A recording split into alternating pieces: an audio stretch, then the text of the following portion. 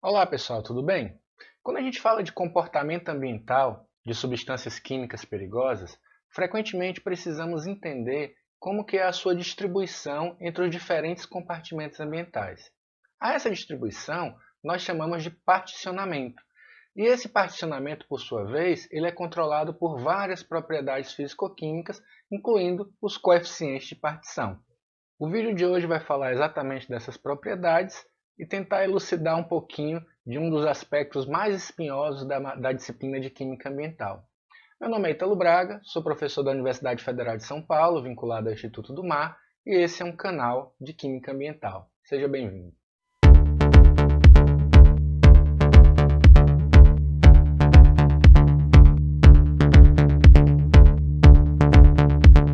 Os compartimentos ambientais eles têm características diferentes e, portanto, relações de afinidade diferentes com as moléculas que eventualmente podem chegar no ambiente. Nesse sentido, o uso de coeficientes de partição costuma ser muito útil, permitindo, de certa forma, predizer em que compartimento ambiental uma determinada substância terá seu destino final, ou melhor, terá o seu particionamento preferencial. Entre esses coeficientes de partição, o mais conhecido é o coeficiente de partição octanol-água, embora também existam o coeficiente de partição com sedimentos e o coeficiente de partição com carbono orgânico. No entanto, o coeficiente de partição octanol-água é o que parece controlar a maior parte do comportamento ambiental, como nós vamos ver a partir de agora. A obtenção dos coeficientes de partição octanol-água pode ser feita através de várias ferramentas experimentais. Eu não vou entrar em detalhes aqui, até porque não é o foco de nossa atenção. No entanto, eu preciso rapidamente explicar que, de um ponto de vista experimental, a obtenção desses coeficientes é feita de uma forma relativamente simples. Basicamente, você coloca em contato dois líquidos imissíveis, ou seja, que por terem densidades diferentes acabam não se misturando, sendo que um é extremamente apolar, esse é o octanol, enquanto o outro é polar, é a água. Ok? E aí, nesse tipo de sistema, você adiciona uma substância a qual você deseja medir ou calcular o coeficiente de partição octanol-água. Com a adição da substância nesse meio, o que acontecerá? As moléculas, de acordo com as suas propriedades físico-químicas e também da sua polaridade, elas vão se distribuir entre as duas fases que se formaram no meu sistema. O pesquisador que está avaliando esses coeficientes, ele obviamente, após dado o devido tempo de equilíbrio, ele coletará amostras das duas fases e calculará as concentrações de partição. Então, o coeficiente de partição octanol-água ele é dado por um cálculo simples, onde você tem a concentração da substância em análise na fase octanol, dividido pela concentração da substância em análise na fase água. Tá? Esses valores normalmente são expressos como logaritmo, de forma que o mais frequente é que você encontre em pesquisas na literatura esse valor sob a forma de logaritmo do coeficiente de partição octanol-água. Quando nós realizamos esse tipo de experimento, diferentes cenários podem ocorrer. Em um cenário mais extremo, nós temos que uma pequena quantidade de moléculas particionou na fase octanol e uma maior quantidade de moléculas particionou na fase água. Isso acontece em situações em que a molécula tem um comportamento mais hidrofílico.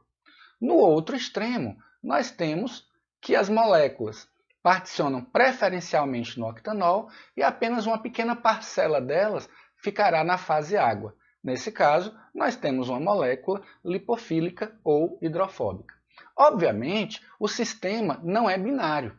Existem diferentes níveis de hidrofobicidade e de lipofilicidade. Portanto, existe todo um gradiente de comportamentos aqui que podem ser obtidos e, portanto, diferentes valores de KOW podem também ser calculados.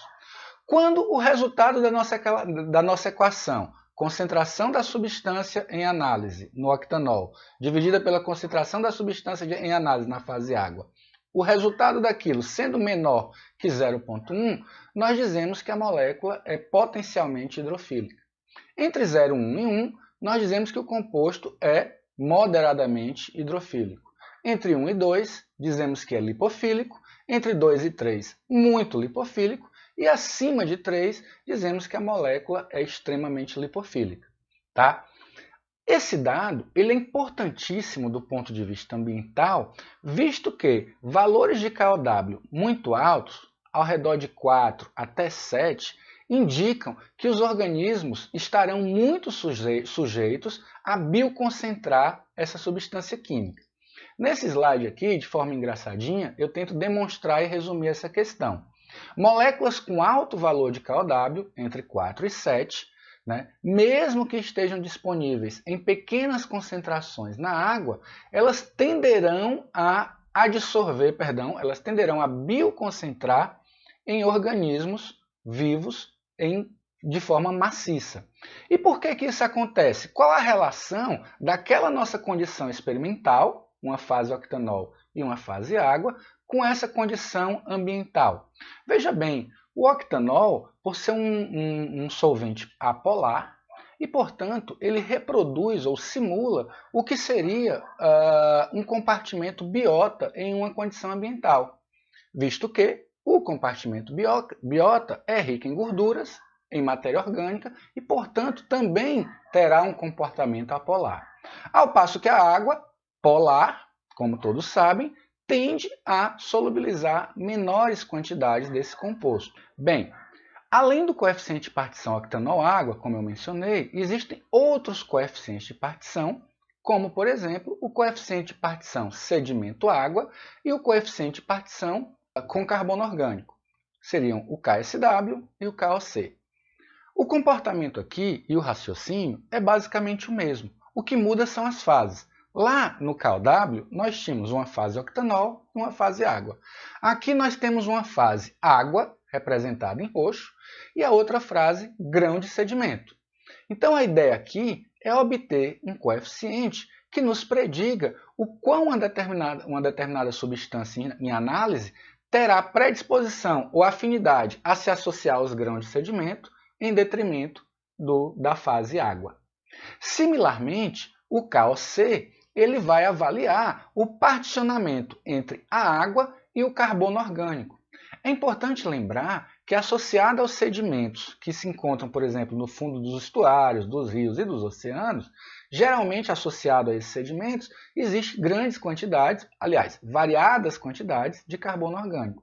E esse carbono orgânico, por também ter características apolares, ele vai exercer um comportamento sobre os contaminantes presentes no meio aquoso, de modo que esses contaminantes também terão aí um coeficiente de distribuição entre essas fases. No entanto, como vocês podem imaginar, do ponto de vista experimental, é muito mais fácil eu obter o KOW através daquele experimento simples que eu mostrei nos primeiras cenas. No entanto, é importante ter em mente que existem mecanismos hoje bem mais sofisticados de obter um valor de KOW. No entanto, aquele sistema é mais factível de se reproduzir do que as avaliações nesse nível de grãos de sedimento. E é exatamente por isso que os valores de KOW, sejam eles obtidos experimentalmente ou por modelagem, eles são esmagadoramente mais utilizados do que esses coeficientes. Então, quando você vai ler livros ou a literatura científica especializada, normalmente esses materiais vão fazer menção ao KOW e muito frequentemente omitem informações sobre o coeficiente de partição com sedimentos ou com carbono. No entanto, isso parece não ser muito preocupante, pelo menos para a grande maioria das moléculas hidrofóbicas, visto que alguns estudos já demonstraram que a relação entre o KOC, no caso o carbono orgânico, e o KOW, octanol-água, apresenta uma relação profundamente linear. Considerando então que essa relação é linear, o comportamento obtido através do coeficiente de partição octanol-água, ele vai nos inferir basicamente a mesma coisa que seria obtida a partir do KOC. De um modo geral, o que nós temos até aqui é o seguinte: Quanto maior o log de KW, em geral, também será maior o log de KOC. E, portanto, existirá uma maior probabilidade do composto adsorver a materiais sólidos, principalmente se esses materiais tiverem características apolares, no caso das moléculas hidrofóbicas. O contrário também é verdadeiro. Menor KOW, em geral menor KOC e menor capacidade de sorção. No entanto, existe uma exceção importante que há que ser considerada, que são os compostos chamados superhidrofóbicos. Aqueles compostos que praticamente não particionam nada em água e, portanto, têm valores de KW às vezes maiores que 7. Nesses casos, esses compostos vão se ligar de forma tão estável com os sedimentos que eles basicamente não ficam mais disponíveis para os organismos. Então, quando um composto com altíssimo KW, ou seja, um composto superhidrofóbico, ele é lançado na água, a sua condição de instabilidade é tão grande que muito rapidamente ele irá se associar ao material em suspensão e depositar para as camadas sedimentares. Depois, esse composto vai estabelecer uma conexão, uma ligação química tão estável com os sedimentos que ele provavelmente não será absorvido pelos organismos.